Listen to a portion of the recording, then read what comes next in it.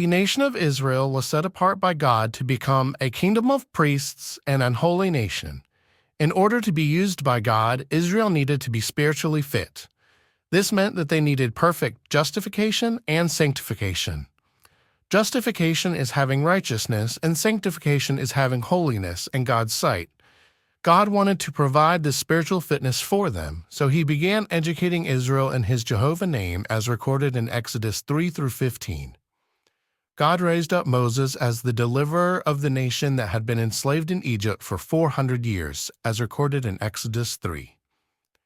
And Moses said unto God, Behold, when I come unto the children of Israel, and shall say unto them, The God of your fathers hath sent me unto you, and they shall say unto me, What is his name? What shall I say unto them?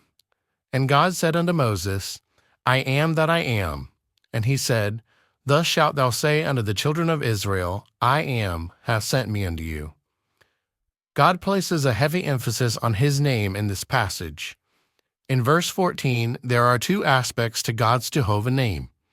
The first is, I am that I am. This refers to the timeless nature of God. In no way does time affect God. The second name given is I am. This is simply a subject, verb, and a blank. The blank refers to the unlimited capacity of God. This means that God was able to provide for Israel what they could not provide for themselves: perfect justification and sanctification.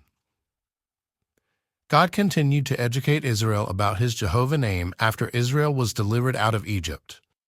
But Israel refused to accept the provisions made by God's Jehovahness and were a stiff-necked people. God offered Israel a contract in which they could attempt to justify and sanctify themselves.